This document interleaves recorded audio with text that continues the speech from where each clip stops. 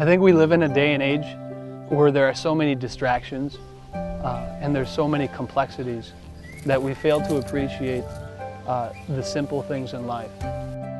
When we find ourselves in the elements, when we find ourselves pushing the limits and experiencing nature, experience what God has given to us, it can help us focus on the right thing in life. The outdoors is that one place where you have an opportunity to really grow as an individual. Growing up, we did water skiing all the time. That was the one thing that we did after a hard day's work, whatever we were doing in high school, to get out on the water in the evening or get out in the water in the morning and just to rip it up.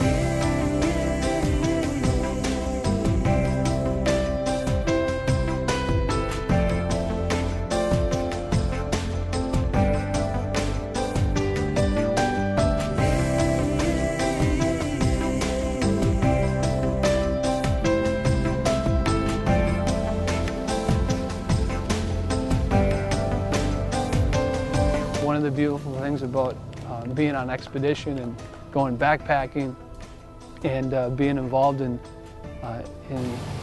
outdoor activities is the challenge, because you have to overcome the challenge. You got to make it happen. It was awesome. Who's on deck? Who's on next? All right, Megan, you ready? Yeah. All right, follow me, okay?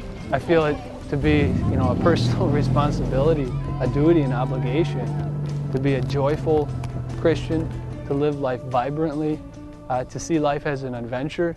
It's exhilarating.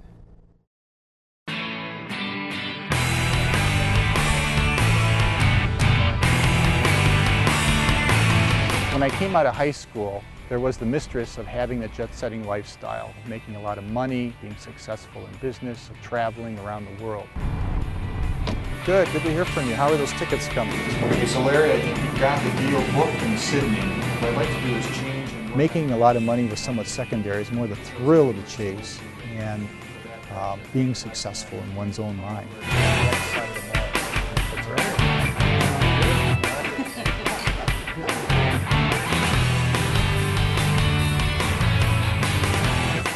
At one point, when I was 32, I was traveling from Singapore to Frankfurt, and I woke up in the middle of the night in first class.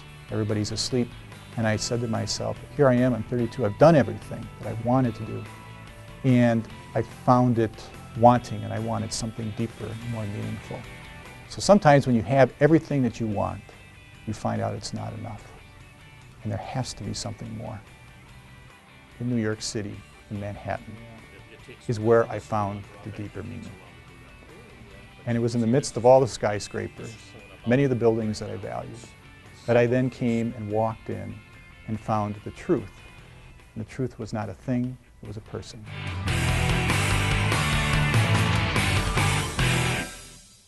Come on, baby, don't you wanna go? My passion for baseball is endless. Baby, don't you wanna go? I was 13 years old. I was sitting in the right field bleachers at a White Sox game. Sweet home, Chicago. And I remember just the smell of the grass, hearing the balls hitting the mitts, the sound of the crowd. I remember, saying to myself at that moment, I want to do this the rest of my life. I want to be a Major League Baseball player. Give me 5.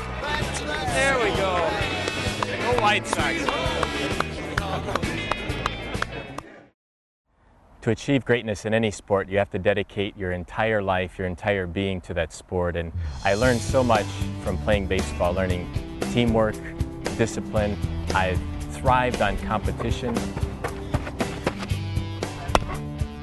My dad always taught me as a young boy that you never play to lose, you always play to win. And so I'm a very competitive person, and whatever I do, I try to win, and especially playing baseball, that competitive spirit just comes out of me. There you go. Nice.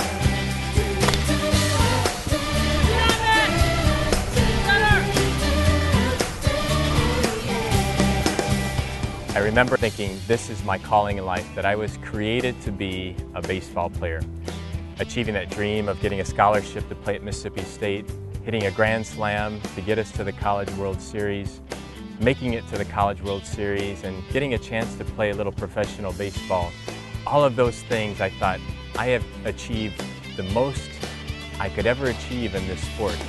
But even with that, even remembering circling the bases of that grand slam, there was something inside of me that told me there might be something else. There might be something greater for me in life.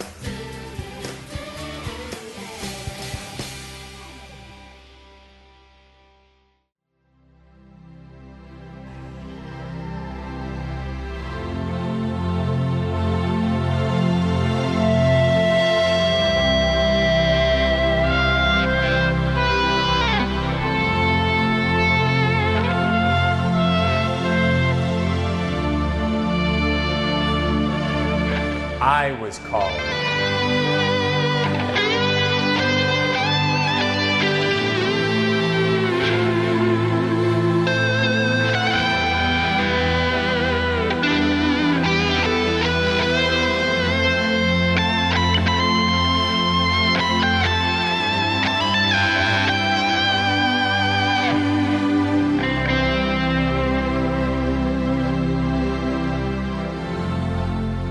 I was called.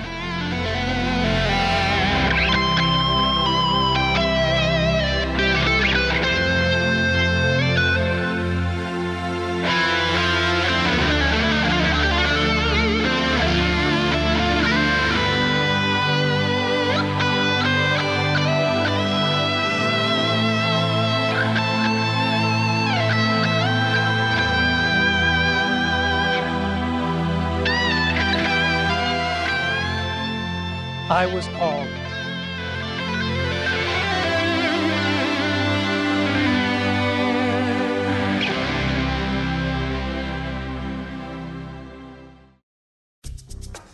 Vocation is a mystery, and yet God has created each one of us with a purpose and a vocation. I know that you are being called.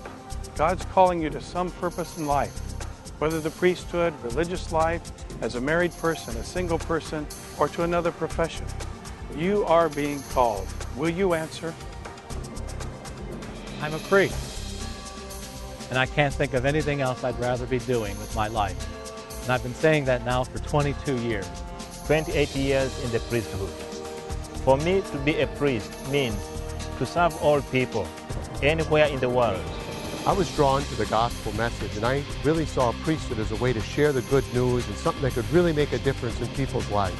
The journey to my priesthood is a long one, but I can say that finally when I began to realize and value, I believe in sharing the words of God with the people, celebrating the sacrament, journeying with the people in the sorrows and joys of their life. I absolutely love being a priest. How wonderful it is and what a privilege it is to be with God's people. It's awesome. I can't imagine doing anything else. If any of you guys out there are considering the priesthood, go for it, because every day is an adventure of serving the Lord. God chose me for priesthood, and He has something great planned for your future. Are your plans the same as His?